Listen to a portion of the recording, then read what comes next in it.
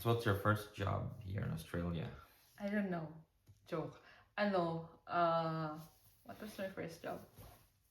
I think support worker Mm-hmm. and like support worker, like disability support slash domestic support. So I just work in disability support for like 2 days upon coming here in Australia.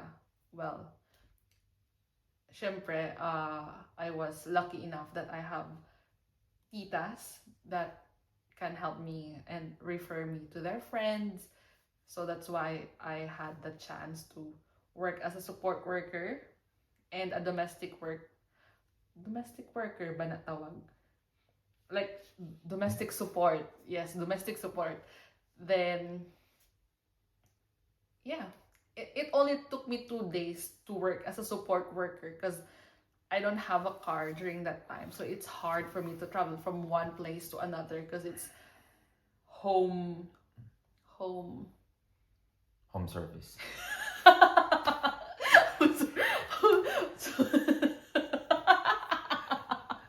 Home service. Is that what you mean? Home service. Support house I forgot the term pero like sa house and then Like sa mga nalagani NDIS. yeah and then after that I'm not picking up that shift. I only have one client and I'm not picking up that shift, and then eventually they told me like if I want to work as a domestic support worker. Home So service. yeah, home service actually, literal, because Because you need to go directly to no, because since it's domestic, so it's like you're helping them cleaning their house, cleaning their bathroom, they're doing their laundries, doing their like ironing their clothes, and then you can help them like do groceries and stuff. So that's my work, and I also worked there for like 2 days. My auntie recommended me to work in a hotel, so I started working as a housekeeper, and I don't have really any idea on how to do it because I have never worked in a hospitality setup. So like doing the beds and stuff, it's all my first time. Cleaning the bathroom, it's all my first time because even in the house before in the Philippines, I don't clean our bathroom. Maybe I cleaned our bathroom like 3 times since I was born. Yeah, and then eventually after that, my best friend introduced me to her boss, and then I started working. Angelina. Yeah. Angelina Cruz. I'm dropping names. And then I started. Hello, boss. Boss, kamusta? And then eventually, I worked there as an F&B supervisor, and then F&B sa different naman na government agency, and then until such time she saw my potential and gave me the role as a receptionist slash admin assistant. And then since the contract ended, I need to do I mean I need to look for another job, and then I worked as a kitchen hand as well in an aged care, and then after that I worked as a PCA because those who didn't know, I studied as well. So first is being a... Oh, I forgot. I also worked as a cleaner, office cleaner. Yeah. First is the domestic helper on a Support home worker. service. Then the second one is Hotel. Housekeeping. And then office cleaner. Yeah, office cleaner. It's just a side hustle because I only worked there 2 days as well. The fourth one was F&B. Yeah, with Angelina Cruz. Hello, boss. the fifth one is kitchen hand. F&B and slash receptionist. Then I worked as kitchen hand. Sixth one was PCA. And now I'm working full time as an office girly.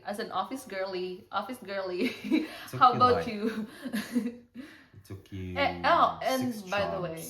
By the way, during those times I was working double jobs, like Triple Like, jobs, unlimited working hours. Yeah, I was working double to triple job. Like, I will work in the morning as a housekeeper, then after that shift I will go straight to my F&B job until like 10, 11, and then my auntie's house is like away from the city, so sometimes I arrive home like around 12 midnight. It's on the top of the mountain. How about you? My timeline, um, nothing much. Nothing much. But my first job here was, being a bartender right away. Where is that? Craigieburn Sporting Club. Because Dropping names. Yeah, because your aunt recommended me there, so I tried. But before that, you already had a job offer, right? But you did not accept it because you were waiting for that recommendation. I forgot what job offer was that. TG. TG. They gave you No, first was the Craigieburn Sporting Club. Yeah, that was your first job, but you accepted it because you haven't heard anything yet from TGI. No, you did not accept TGI because Craigie was. you haven't heard anything yet from Craigie, and Yeah, you wanted to work with Craigie because it was a recommendation from my auntie. From your aunt, yeah. I worked there for like 2 or 3 days. Yeah. I think 3 days, including the training. The trial. Yeah, because the supervisor won't allow me to go on leave. I don't know. I'm only a casual. It's not a leave, right? Yeah. It's like you're allowed to refuse the. Because if you're casual, you're like no work, no pay. So I asked permission to him, and he said, "No, if you don't want to take your shift, we will not give any more shifts to you." I said, "Yeah, okay." And after that, I took TGI Fridays, right? Where Raddy recommended me. So I enjoyed working there for a week. For a while. But then I noticed that they're making me a superhero. They only need me if it's busy. Then after that, I'm still getting shifts from them. Oh, atong background nag-iba. That's fine. I'm still getting shifts from them. Not until the time that Kai contacted me via email. He said, "Hey mate, take some kick-ass job here in Union House, do some trial, find my beloved Zeki cook manager before." So it's like, yeah, I remember that when I arrived there in Union House, the person who catered me was Jack. So Jack was one of the duty managers there. It's like, "Hey mate, do you know how to pour beer?" That's all. But before that one, Jack, what you call it, one, toured me to the venue. It's like this. But you know how to pour beer before you worked in Craigieburn. It's basic. Of course. So yeah. Of course. That was the start of my amazing kick-ass job. And he only worked one job the whole time. So yeah. I mean, like, you'd never tried working like double job, right? I've tried if I need the money, but then again, I'm working because Kai gave me like the full 24-hour shift. I mean, like, yeah, it's So- because he's a favorite. So that was Sana all. Jack told me that, "Hey mate, just pour beer. I'll tell you everything how to do. If you don't know how to do that one, just ask. If you don't have anything to do, just go around." That was it. So Jack told me everything, what I need to do, what I need to learn. I just followed Jack. After 4 hours of trial, Jack told me, "Hey mate, can guarantee you will be accepted. Here's the money for the trial." And I said, "Okay, Jack, I need to go now." I said, "Jack, no, mate, stay here. I'll give you a pint because it's your knockoff." I said, I took a picture of the one, yeah. Sending a photo of the one Union House. That was my first beer. That was a Carlton Draft. And then after that one, like it's a couple of days, right? Then Kai gave me Kai shoot me a message. "Hey mate, you're accepted. You're gonna send you onboarding, Yeah. everything. This is the rate, everything, welcome package, starter, everything." So yeah, I accepted it, started. And that was it. That was the start of my journey as a bartender. Then I don't know. It's like a year after, right? Or no, 8 months after I took my work-based training. So placement, yeah. That's the time that I started working in the working in kitchen. the other venue, which is a sporting club. But you were still working in Yeah, that venue. I'm still working as a bartender and working as a chef, but it's under placement, so it's unpaid. But we don't know the policy before, so supposed to be it was paid. Yeah, they even ask you if you need an allowance, right? Nah. I know. think John asked, but you know, if you're the head chef, you need to balance everything, especially the cost of the salary, everything in the kitchen. Oh, I believe So you when it you see. was unpaid, but it's fine for me. So that was the Because you're just after the experience. yeah, I'm just after the experience, but that was the one hardest part of my life here in Australia. Why? Because you're working 3 days as a chef and 3 days as a bartender, so I only have one day off. And that was Monday. So after that one, because you're working until Sunday. and then my daddy Kian, one of the best chef I ever encountered, said, "Hey mate, like maybe he told Maria that Maria told me about that Chef Kian wants me to work in the kitchen, so I decided to move there."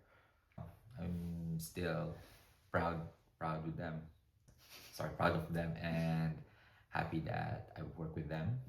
All of the experience that I've gained, all of the techniques that I've learned, everything. So that was it. Like around July, right? I informed Kai. I was like, yeah. Kai was sad because you moved. I'll be August. moving to the other venue, which is under the same company, because I'm doing a kick-ass job. And so I worked there. Then December last year or November was some of the busiest time of my career, because like what you call it one, our visa was approved, so I'm allowed to work as full time. So I was working 2 days as a chef, 2 days as a bartender, and after that 3 days as a chef. So I work Wednesday, Thursday as a bartender, still in Union House, working in steak nights and locals night. Then Friday is a busy day as well in Sporto until Saturday. Then Sunday is what you call it one, Sunday roast. So you can see lots of families eating. So after 1 year, I decided to like move and other place for a greener pasture. But I'm still thankful to everyone who taught me about everything that I need to learn, from Union House family and from the sporting house. Very grateful. Yeah, I'm always grateful for them, because if he learned so much Aussie culture because he worked there. Yeah, that was it as well. All of those like naughty things that I've learned, some Australian techniques, that I've learned. So, what's your job right now? I mean, bartender in Sporto. I know. Crazy Bird Club, and then TGI, and then Union House, Sporto as a chef. But this 3 is bartender, and now you worked as chef in Sporto. And now you're working in some winery. Yeah, I work as a chef. I work in a winery. Soon I will be taking a chef position, but now maybe I'm an acting supervisor now. So you're working as a chef now I'm working as a chef now. And also it's like I'm still. And you're also working outside the bar. Yeah, I'm still taking shift in the bar as a bartender. Just a bartender, a normal bartender in a winery. So, still doing some kick-ass job in front of the house. so what's your favorite job in all of them? I think I know the answer, but I will still ask you. Favorite workplace? Favorite work and favorite workplace. So it's different, or it can be the same. Favorite work? I don't deny the fact that I love being as a bartender. Yeah. But, you know, can still work in the kitchen because of all the So like learnings. all of your bartender jobs, you like it? Or like there's a specific workplace that you like? Not specific workplace. If I work as a bartender, Unbiased. no. If I work as a bartender, it's not totally a bartender. Maybe it's like all rounder because you're doing a bartender job and you're doing a waiter job or uh Yeah, and you're let's say cleaning as that well and yeah stuff. let's say that all rounder. Yeah. So you are a bartender and as well as you're the ones who's doing the cleaning and setting up. So it's like kind of all rounder, yeah. Because if you just say this like being a front of the house staff, maybe like if you need to be specific like front of the house or you are like a server or a Yeah, bartender because some bartender don't do Yeah, yeah. serving or don't do bussing Yeah. outside. Or some servers doesn't do bartending because you also need like RSA for you to be Nah, able to- servers what Oh, you call this one? They like- need RSA because they will serve No, drinks. like there are servers that are not allowed to serve drinks. In Because in our workplace as well, like there are FNBs that doesn't have RSA. So whenever there's like an event with serving alcohols, they're not allowed to work. So I think it depends on where you work in as sporting a front of the house. in sporting club in no in Craigie Burn Sporting Club, all of their servers doesn't have RSA because majority of them are like Students, high students, school. yeah, high school. So some of them they are bartender because they're working behind the bar. We do the buzzing if buzzing out as well if they need help. But if it gets busy in Craigie Burn Sporting Club before, we are the ones who like bring the drinks to the customer in case that if they ordered cocktails, so cocktails takes time to make.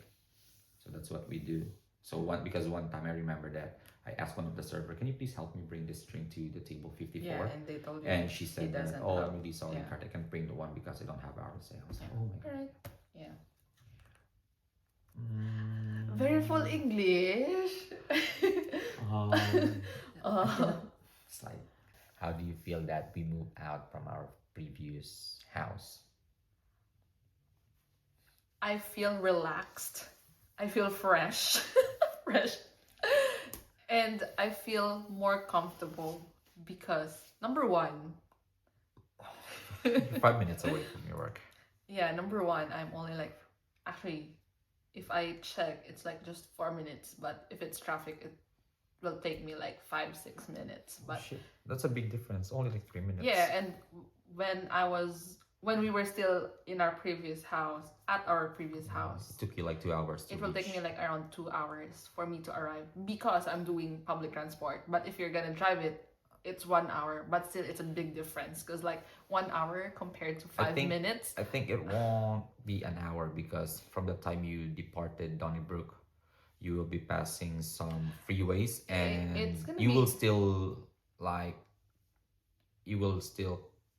like what you call it one cut up some traffic areas, that's especially why. in that. No, because like you know the thing like in Google Maps, like it will tell you like how long are you gonna be, how long will it take you to go to a certain place, but it's already calculated if there's like traffic on that area. So like Yeah, every time I check it, it's like an hour or like an hour and a half. So around the time. but it depends because. But it really depends on the traffic. But maybe or, it like, will the take you. situation. It will take you like 2 hours if you departed from Donnybrook.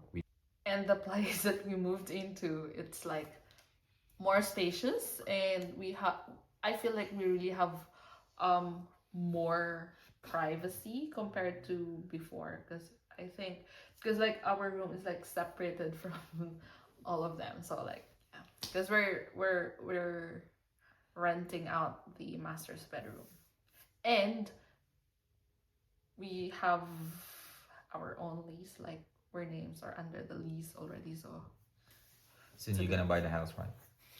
Shit. all right. Yeah, at least Yes. was nice. It's nice for you because it's vice versa. You know, I'm the ones who will be. And now traveling he's now. traveling. But compared to me, like my workplace is like away from, like you cannot just walk from the train station going to your workplace, unlike your job. It's most of it are like near the train station. Yeah, but I don't care if I travel because it's metro train, so it's just like every 15 minutes I'm what you call this one? I'm confident enough that there will be a train in the next 15 Yeah. minutes, not Because unlike before V-Line. we're taking the V line. That was one of the worst experience that Worst experience, but we endured it for like a year and a half. I enjoyed it for a year and a half. That was the worst experience I've ever encountered here in Australia. Taking Worst in V-Lines. India. Yeah, because you know, from time to time they stop. They need to wait for, so especially like when they reach North Melbourne and when they departed North Melbourne, I never encountered that the train goes straight to Southern Cross.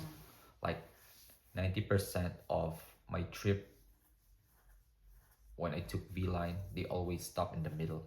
Yeah. So sometimes it depends if there's like Yeah. if there's no Because jump, they're waiting if for there's like no available other... junction for them to Yeah, park. that's why. Because they're waiting for other trains. They're waiting for other trains, like they're waiting for other trains to move, they're waiting for other trains to move out or move in, or waiting Move for out the or move in. like for the control center for the signal, right? Control center. So that was it. But now it's pretty fine, even though I travel like an hour and a half. But yeah, it will take you an hour and a half because the trains currently are they're doing the metro tunnel. That's why you don't have like a straight, Yeah, like a train going straight to our place. that's So the, you have to like transfer. But I think if the metro tunnel's done, I think you're gonna be traveling smoothly. that's the downside part of traveling from the city because I finish evening. I'm always closing. So the downside part it's